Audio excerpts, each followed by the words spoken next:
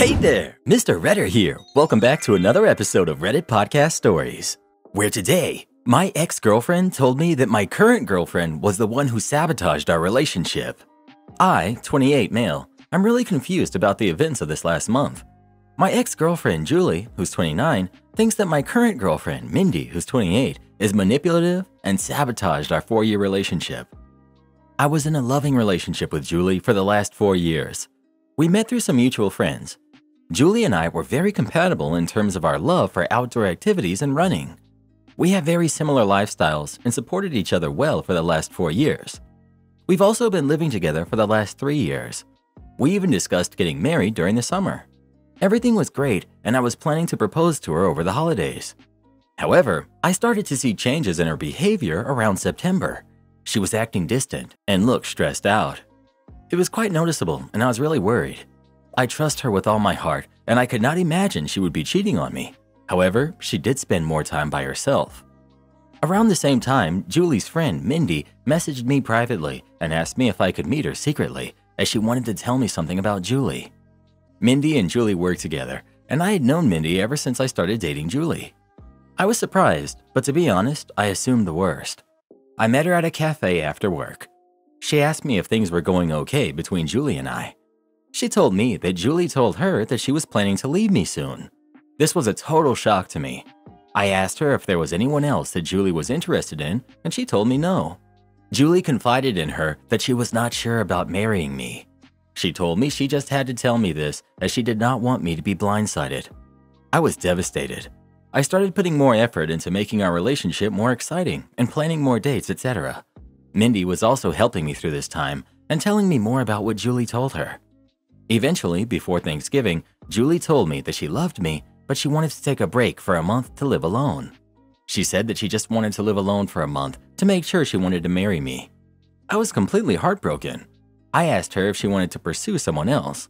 She told me that this was not the case, and I better not do anything stupid either.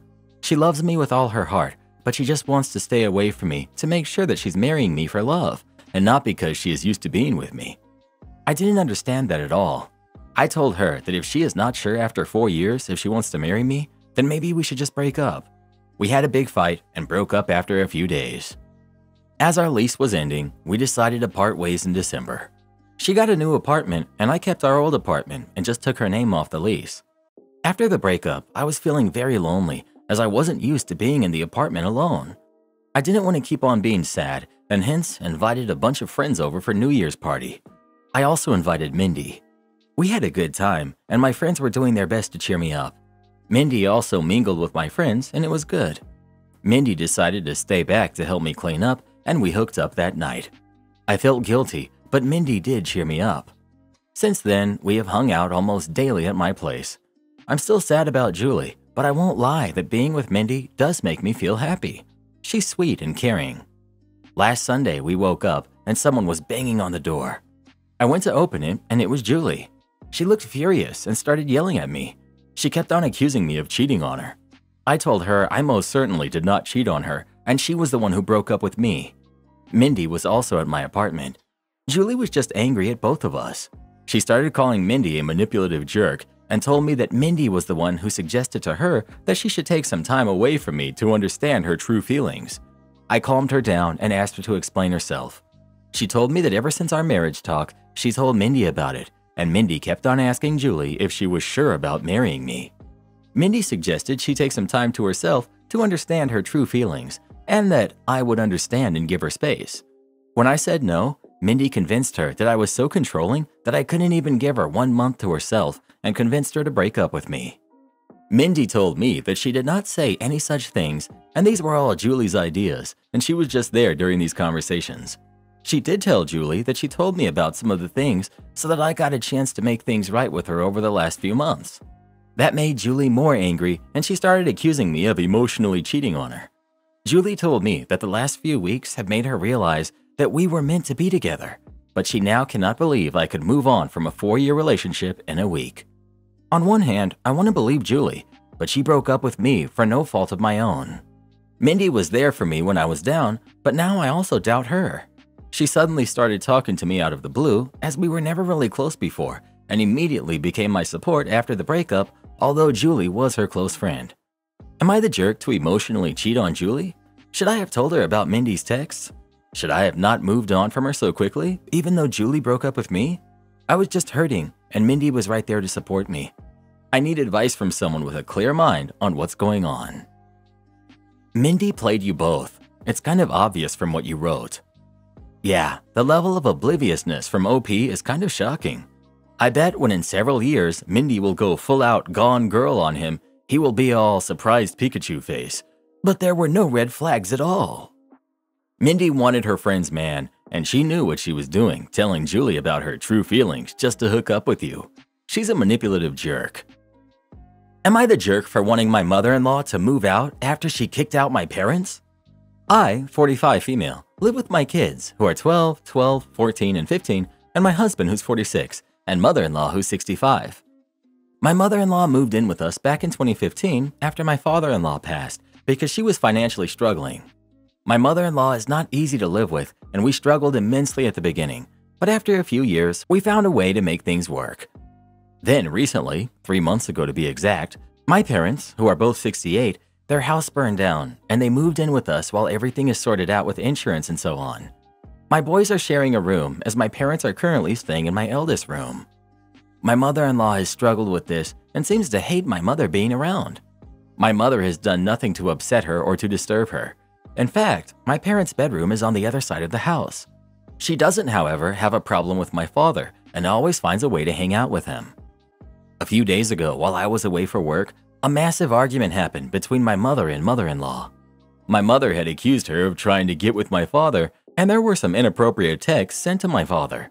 My father immediately showed it to my mother, and my mother responded as if she was my father to see how far mother-in-law would go, and well, she went far. Well, my mother confronted her, and mother-in-law called the police, saying she felt threatened, who then escorted my parents out of the house. This all happened while my husband was at work and the kids were at school. My parents went to stay at a hotel, and they explained what happened to me over the phone. When I returned, I gave mother-in-law 2 weeks to move out. My husband thinks I'm escalating things and that I should forgive his mother's actions because she was lonely and confused. FYI, there's nothing wrong with her. She's in good health. So, am I the jerk for wanting her out of our house and my life? FYI, my husband has not seen the texts and pictures his mother sent my father. The only reason he hasn't seen it is because he refused to, but I think I'll have to insist because I need him to really understand how she's been. Also, I wanted to kick her out immediately, but my husband begged me to give him 2 weeks so he could find a place for her, and my parents, being the saints that they are, said that I should give him that. My husband has profusely apologized to my parents, but my parents aren't upset with us and hold only my mother-in-law responsible, as it was her actions that led to this. The police asked my parents to leave since my mother-in-law technically lives here. To avoid escalating the situation, my parents just left. The police officers did not file any charges and just left after a chat with everyone involved. Nobody got hurt. Mother-in-law moved in with us after she had lost almost everything. Father-in-law passed after a long battle with cancer. Medical costs ate up pretty much most of their savings, and she had to sell their house. This led her to spiral into a deep depression.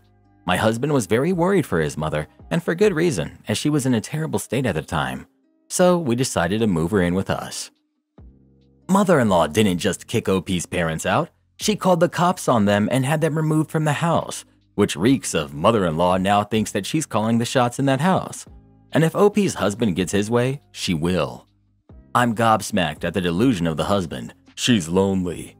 Then go to bingo, volunteer at the library, join garden club. There's about 1 million ways to be able-bodied 65-year-old woman can entertain herself and keep herself busy and engaged. One of those ways is to not put the moves on your daughter-in-law's dad. Heck, she initially moved in because of finances. Get a job. Not the jerk. I honestly don't know how she can stay after this stunt. Oh, come on, don't be so harsh on mother-in-law.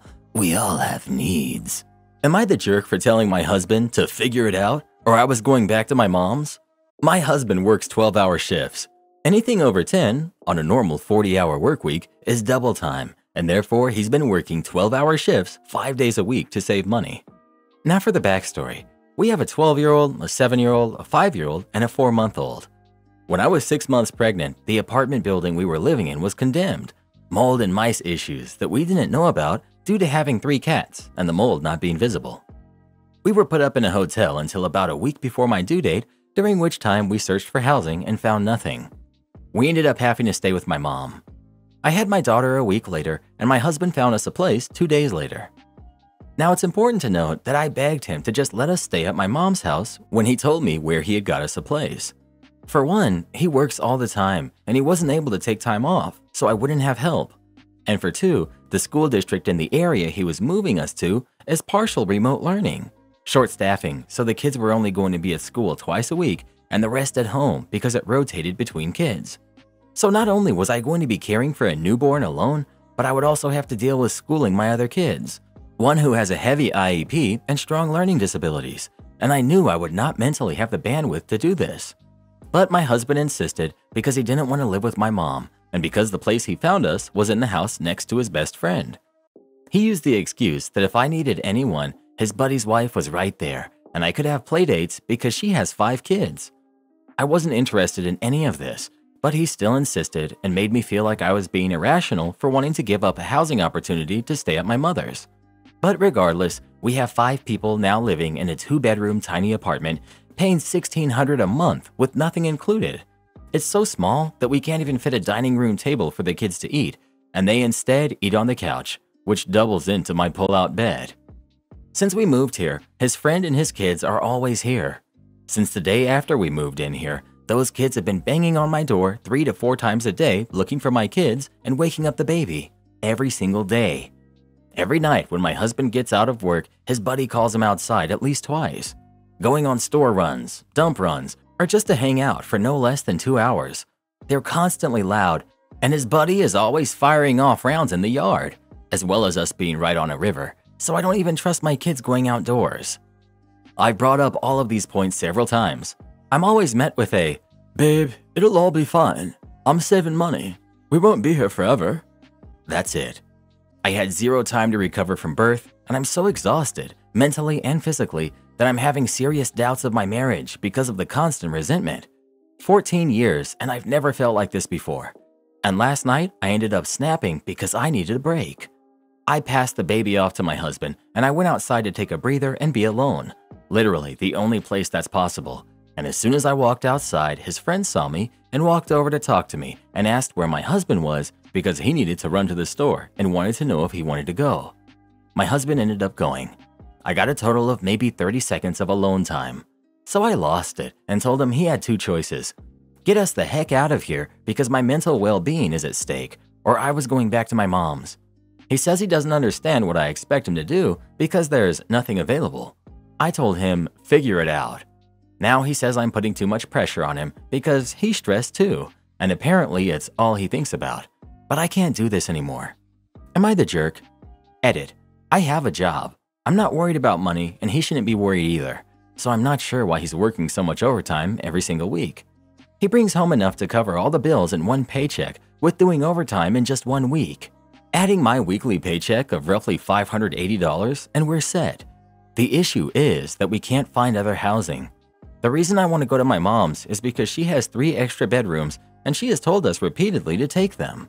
She's lonely and wants us there. My dad passed last year and has all the extra space. But my husband doesn't want to be there because he doesn't want to live with anyone and be under anyone's thumb, despite the fact that him and his mother have been talking about us all buying a house together.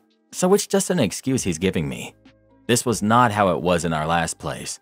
We had a 5-bedroom apartment, so plenty of space, and we were there for 11 years. We didn't have neighbor kids banging on our door 24/7 or entertaining guests falling off on my shoulders. We had space. Now I have no space, and I'm constantly entertaining, schooling, and nursing a baby. So no, it wasn't like this before, and I can't handle the transition, but he can because his social life is better than it's been for years. Not the jerk. Call your mom ASAP and get out of there. So there was nothing else available except where his best friend lives? I'm calling BS. Take the kids and go back to your mom's. He can stay in the apartment with his friend. Am I the jerk for not sharing a free meal with my anti-Instagram boyfriend? I post my food pics from where I go out to eat on Instagram. It's just for fun. I spend like 30 minutes a week on it tops. My boyfriend is a very sweet guy in many ways, But one thing that I'm not so much a fan of is that he often hops on the bandwagon of hating on innocent things.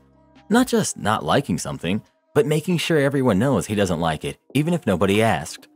I can't help but notice a theme: pumpkin spice lattes, pouty selfies, Taylor Swift, etc. As you can guess, he's not a fan of the food pics and thinks it's very annoying and cringe. He doesn't even follow my Insta, even though he has an account. Even though I don't have very many followers, I have started getting occasional offers and invitations from restaurants in my city to try out their food for free in exchange for a review. Nothing crazy, no steak dinner so far, but I've gotten a few sandwiches and several baked goods. Well, I just hit the big leagues and got invited to a new restaurant that includes a free appetizer and entree for me and one guest. I immediately invited one of my Instagram friends who I have gone out to eat with on several occasions and who also enjoys taking food photos. I told my boyfriend, and he's upset that I'm not taking him and says I'm doing it out of spite. I really think I'm not. If the restaurant is giving me free food in exchange for a post, I'm going to put more effort into the post and spend a few extra minutes making sure that I actually get very good shots, and I'd rather do that with someone who isn't going to sigh and roll their eyes through the whole thing. Also, I think it's pretty audacious of him to be actively unsupportive of an activity that hurts no one, but then also expect a benefit when it's actually successful. Your gut feeling about this is absolutely correct. You're there to do a job essentially, and his bad attitude would be a hindrance to you getting it done right. Not the jerk. I want to also gently point out, as a married woman of 21 years, that for a relationship to work and be healthy and happy, your partner needs to be supportive of the things you're excited about. They don't have to be interested themselves, but they do need to encourage and lift you up. Your boyfriend is disdainful of your passion. Did you know disdain has been scientifically proven to be one of 4 predictors of future divorce? True story. A person's character is their playbook. It dictates every move we make and defines who we are. The person you're describing takes joy in robbing other people of theirs. You're not the only person he does this to, as you've said. He is also someone who feels entitled to the spoils of other people's success after putting a lot of energy into knocking them down a peg with his disparagements. This is his character. I hope you see that. This isn't the behavior of a sweet guy. It's mean-spirited, petty, and selfish. Of course he has other qualities, but all of this is right there too. So coded into his playbook of character is these poor qualities. That means that they show up in all kinds of subtle ways. I bet if you look for them, you'll find them. Not the jerk. Your boyfriend sounds exhausting with his "I'm cooler than everybody because I hate popular things" attitude. Go and have fun with someone who isn't a jerk. Enjoy your dinner. Not the jerk. I agree with your boyfriend that it is annoying and cringy, but it is important for you. It doesn't matter what anyone else thinks. Ask him how he would feel if you were to belittle his hobbies and interests. You did the right thing in not inviting him to the restaurant. Am I the jerk for making my wife pay for something that she gave away? My wife has a bad habit of giving away or lending out things that don't belong to her. I've lost count of how many times I go to look for something of mine only for her to say she lent it to somebody. She also takes forever to get the item back. She once lent my stuff to a coworker and refused to ask for it back for a month. And I'll never forget the day my usually quiet, reserved son snapped at her for trying to give away his Nintendo Switch. If I wasn't also fed up with her behavior, I would have washed his mouth out with soap. I've had countless talks with her, but she continues to do this. My son and I have resorted to locking up anything we don't want touched, which is something we shouldn't have to do in our own home. Last week, I won a $300 tent in a raffle. I had no plans on using it, so I was selling it. When I found a buyer and went to look for it, I couldn't find it. When I asked my wife, she said she gave it to a friend of ours. I got mad at her and said that she had no right to give it away. Her defense was since I didn't spend money on it and I wasn't planning on using it, it made sense to give it away for free. I told her that wasn't her decision to make, but she just kept repeating herself. I had enough of this and said she's either going to pay me herself or get the money from who she gave it to, and if she didn't, I'd get law enforcement involved. This issue eventually got around to her family. While they did say she should have talked to me first, they also reprimanded me for asking for payment. They reasoned that since I didn't actually buy the tent, I didn't lose any money, and it went to a friend who could actually put it to good use. I got several texts saying I should be ashamed for extorting her for money. I think I have every right to want to be paid for something of mine that was taken, but everyone keeps emphasizing the fact that I didn't technically buy the tent and didn't want it, so I have nothing to be upset about. Am I the jerk? Not the jerk. She absolutely shouldn't have done that. What it sounds like is your family and friends don't understand the magnitude of the situation. Of course they think it's absurd because they don't know that she does this all the time. You're just finally fed up with it and you've put your foot down. Honestly, sounds like you should have done that a while ago. How would she feel if her stuff just went missing? Tell her she stops, and if she doesn't, I would give her a taste of her own medicine. I would take the things of hers and just give them away, even if I just pretended I did just to prove a point. Sounds petty, I know, but she clearly isn't getting it any other way. Am I the jerk for refusing to eat the eggs my girlfriend made for me? I, 28 male, spent last night at the apartment of my girlfriend of 3 months, 24 female. We usually hang out at my place, but this weekend her roommates were out of town and she had the place all to herself. This morning she treated me to breakfast, which was a nice gesture, but that included sunny side eggs with runny yolk, and I've always had a thing about runny yolks. I told her that and she looked upset. She said I could have told her while she was making the eggs. I said that I was sorry, I forgot. She was acting like I was just being a picky eater and not appreciative of her gesture. Honestly, her reaction freaked me out a bit because it seemed so over the top, but I'm still feeling bad about it and wondering if I am the jerk here for just refusing it. Additional info. People asked me for more information about what was actually said and how things transpired. I was in the kitchen and I could see that she was breaking eggs into the pan, but wasn't paying attention as we were talking about other things. So I saw she was making eggs, but didn't notice what kind. She didn't ask me how I'd like them, and I also didn't remember to ask. I only noticed it was sunny side up when we sat down to eat. I said, "Oh baby, I forgot you didn't know. I have a thing with runny eggs." She didn't say anything for a second, then grabbed the plate and went back to the pan. I told her I could do it, but she told me she'd do it. She came back like 1 minute later and I told her thanks. Then I noticed she seemed upset. I asked her what was the matter. She said I could have told her how I liked my eggs. That's when I said I'm sorry, I forgot. And then she said, "I didn't know you were such a picky eater," and remained upset for most of our breakfast while I tried to change the subject. I thought her reaction, even getting upset with something so minor, was indeed over the top, and that's the first time I've seen her behave like this. It freaked me out because we're still in a new relationship and getting to know each other. Did she know you don't like runny yolks? You're not the jerk for refusing to eat something you don't like, but you're making it seem like she had no right to a reaction. I guess next time, a small bit of communication on both parts will fix this. Also, how do you forget you don't like sunny side up eggs, which are the best kind by the way? Excuse me? Watch her make the eggs and forget to tell her you don't like sunny side up? You're the jerk because you sat there and watched her making the eggs and said nothing, and then felt away when she was visibly upset. Insist on repeatedly texting the wrong number? Eventually, you won't like my response. Texting the wrong number. It happens. It's not really a big deal normally. Usually I just ignore it if I think it's spam or politely text back to let them know they have the wrong number. For some reason, there was one person who kept doing this every time they took a holiday for about 12 to 18 months. It was about 5 times total and always in the middle of the night for me. Texts were always asking how their horse was. Each time I would respond and say it was the wrong number.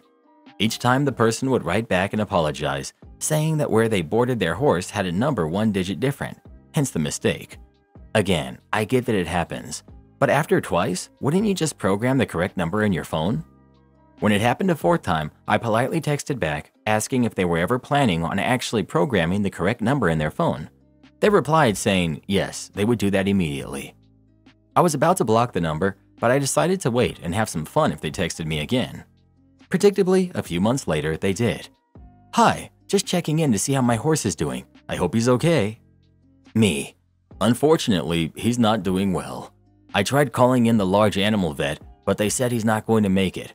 We're about to take him out to the back 40 and put him down, old Yeller style. Let me know how you want his remains. Alternatively, we can process it and save the meat for you. Stranger. Well, I realize now that I texted the wrong number, but you don't have to be mean about it. And they never texted me again. Also, to be clear, I'm very much an animal lover. I was also very much annoyed. Since numerous people have asked me why I didn't just block the number after the first text, I do that now. This was a few years ago. I was a pretty private person then, and not a lot of people had my number, so it was really rare for me to get a wrong number text. Now I block them, especially with the excess spam texting these days. Also, if I had done that back then, I wouldn't be able to amuse myself and others remembering this story. My parents are demanding I pay rent and calling me a freeloader just because I have a video game addiction. I, 22 female, have been diagnosed with depression and gaming addiction.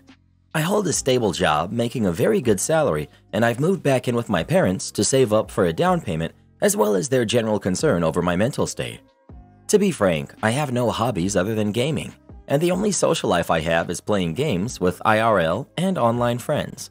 However, after I graduated university and came back, my parents have elected to smash one of my monitors, cut my Ethernet cord, and now physically taken my PC due to arguments over my gaming habits. After work, I come home and play games until I go to sleep, and over the weekends, I play games the entire day. It's been going on since 2 weeks ago, and they're refusing to give me back my PC, even though my psychologist says that this is doing more harm than anything. They call me childish for not being able to control my own habits despite the fact that I'm holding my job. This has caused me to become more depressed than usual, with my days now often spent 95% of the time with me in bed aimlessly scrolling through social media. I'm back on my antidepressants, and they seem to think that this is the better alternative. I have voiced this opinion countless times, but they refuse to listen to me or my psychologist, and I have a letter written from them. I used to pay a much above average monthly rent for my 1-bedroom and washroom that I share with my siblings.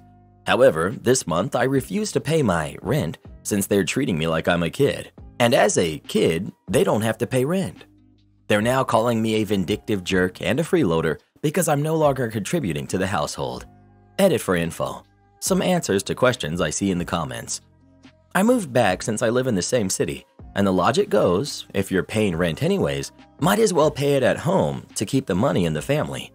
I pay for half the electricity, Wi-Fi, and groceries alongside my rent. My rent by itself for a 1-bedroom, 1-bath would be considered way above average. However, I still end up saving money because when I live by myself, I do not cook and order takeout. I shower every day when I come home, just not on Saturday. I eat 2 meals a day, morning and night, since I do not like eating outside the house. I don't cook. I have my own schedule where I will eat dinner, but when I feel like it, which is usually after they finish eating, after which I will do the dishes. Laundry and vacuuming the room is whenever I feel like it's getting too messy. I've paid for rent since I moved back, which would be since August of 2022. I've paid for soundproofing of my room so there's less noise when I game. The majority of arguments are due to me not coming down for dinner when they finish making it. What caused them to destroy my properties the 2 times were 1. Not willing to go to my younger sibling's school play, 2. Sleeping in until noon or afternoon during the weekends. You are correct to assume I do not get any exercise, but I get 6 hours of sleep regularly on the weekdays and however many hours during the weekends. Well, who do you think is the jerk? OP or her parents? Please let us know. All I know is I really want to play some Red Dead Redemption 2 right now. Oh man, that game is so good. Am I the jerk for letting my daughter and her husband move in with me so they won't be homeless? This situation is complicated and I'm at my wit's end. I have 2 daughters who are civil to each other but don't get along with each other. My eldest is married to Steve while my youngest is engaged to Adam. Steve and Adam are so different, they disliked each other the first time they met. Steve works part-time because he treasures family time with my daughter. They spend their time traveling and exploring different parts of the states. He spends freely because he often says he can't take his money with him when he dies.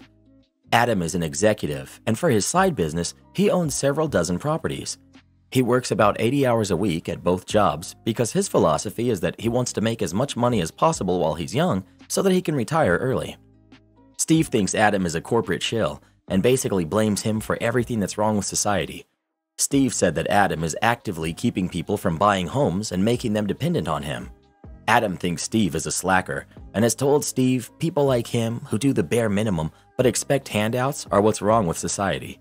Neither of them are bad and they treat my daughters well.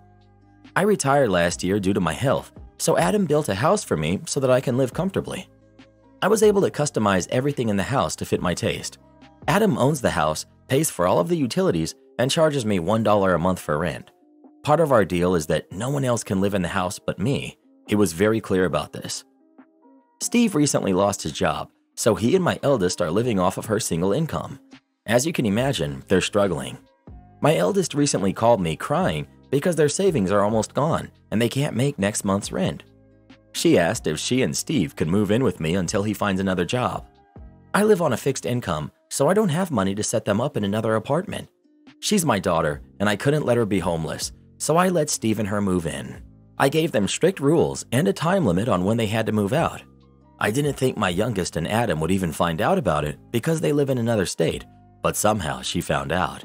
She called and screamed at me last night for betraying Adam's trust, but I argued that I'm a mother to 2 daughters and I can't let one be homeless.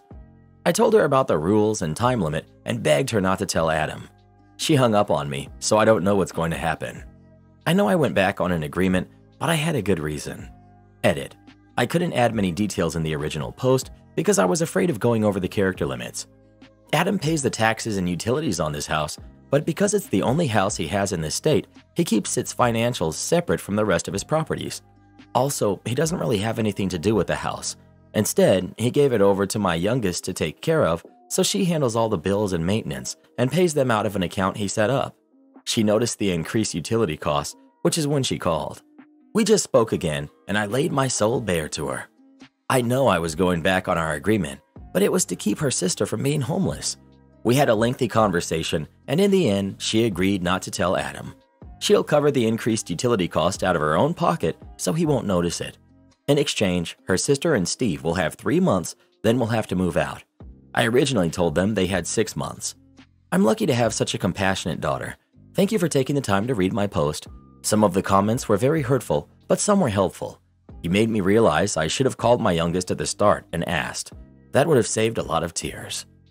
Do this next. Tap here on your screen to come see our new podcast playlist, where you'll find thousands of hours of the best stories you've ever heard. Or tap the one on the right. That episode is specifically just for you, based on other videos you've enjoyed the most.